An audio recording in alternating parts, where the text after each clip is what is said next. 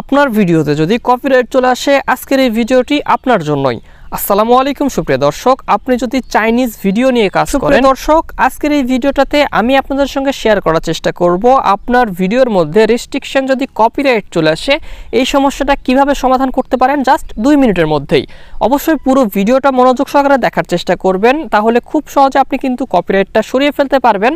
এবং আজকের এই ভিডিওটাতে বিস্তারিত কথা বলার চেষ্টা করব কেন এরকম কপিরাইট আসে এবং এই কপিরাইটের মাধ্যমে আপনার চ্যানেলের উপরে কোনো ইফেক্ট পড়বে কিনা, কিংবা এই কপিরাইটটা কেন আসে এবং এটা যেন না আসে সেই বিষয়গুলো নিয়েও কথা বলার চেষ্টা করব। চ্যানেলের মধ্যে নতুন দর্শক হয়ে থাকলে সাবস্ক্রাইব করুন এবং ফেসবুক পেজ থেকে ভিডিওগুলো দেখে থাকলে ফলো করে রাখার অনুরোধ রইল পরবর্তীতে যে কোনো সমস্যার সমাধানের ভিডিও সর্বপ্রথম নোটিফিকেশন পেয়ে যাওয়ার জন্য।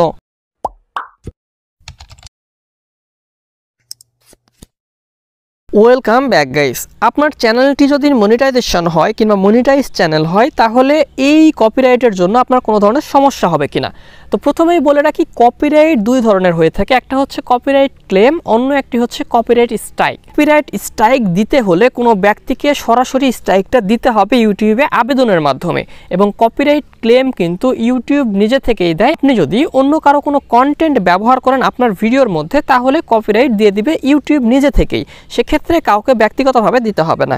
এবং এই ভিডিওটা যদি মনিটাইজেশন থাকে তাহলে ভিডিওটা আপনার যা ইনকাম হবে সেই ইনকামটা কিন্তু অন্য কেউ পেয়ে যাবে কিংবা কপিরাইটের অনার পেয়ে যাবে। যদি স্ট্রাইক হয় তাহলে সেক্ষেত্রে সমস্যা আছে, স্ট্রাইক না হলে কোনো সমস্যা নেই। আপনারা এখানে দেখতে পারতেছেন আমাদের এই ভিডিওটা কিন্তু কপিরাইট স্ট্রাইক নয়, এটা শুধুমাত্র আমাদের কপিরাইট ক্লেম। তো জাস্ট আমাদের কপিরাইট চলে আসার পর আমরা এই ভিডিওটাতে দুইভাবে সমস্যাটা সমাধান করতে পারি। আমরা চাইলে ভিডিওটাকে ডিলিট করে দিতে পারি এবং আমরা চাইলে এই ভিডিওটাকে আমরা কিন্তু রিভিউ করতে পারি কিংবা আবেদন জানাতে পারি যে না ভিডিওটা আমারই। তো আপনি চাইলে আবেদনও করতে পারেন, আপনি চাইলে আবেদন নাও করতে পারেন। যদি আপনাদের নিজস্ব ভিডিও হয় অবশ্যই আপনি আবেদন করবেন, ভিডিওটা ডিলিট করার কোনো প্রয়োজন নাই। আপনাদের যদি অ্যাপিল করার জন্য টেক্সটার প্রয়োজন হয় আপনারা জানিয়ে দেবেন, আমি আপনাদেরকে ভিডিও বানিয়ে দেবো পুরোপুরি বিস্তারিত বিষয়টি নিয়ে, যে কীভাবে আপিল করতে হয় ইউটিউবের মধ্যে, তাহলে আপিলটা আমাদের রিজেক্ট হবে না।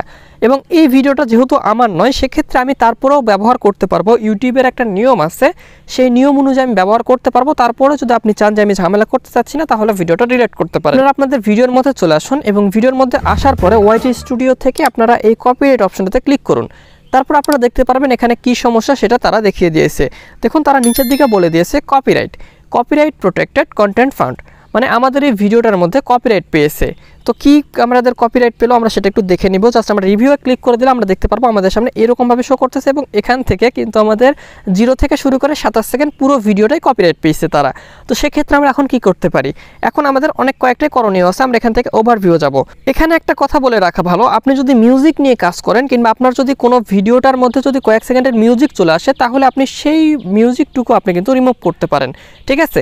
এখানে দেখুন তারা কিন্তু সুন্দরভাবে বলে দিয়েছে চ্যানেলের উপরে কিন্তু কোনো ধরনের কোনো ইফেক্ট পড়ে নাই। এখানে জাস্ট ওই কন্টেন্ট আইডির একজন ক্লেম করছে, তার ক্লেমের সঙ্গে তার ভিডিওর মিল হয়ে গেছে, যার জন্য সেক্ষেত্রে কিন্তু এটাতে সমস্যা চলে আসছে। এবং এই ভিডিওটা কিন্তু নো কপিরাইট স্ট্রাইক, দেখুন এটা কিন্তু স্ট্রাইক নয়, ইউটিউব নিজে থেকেই বলে দিচ্ছে।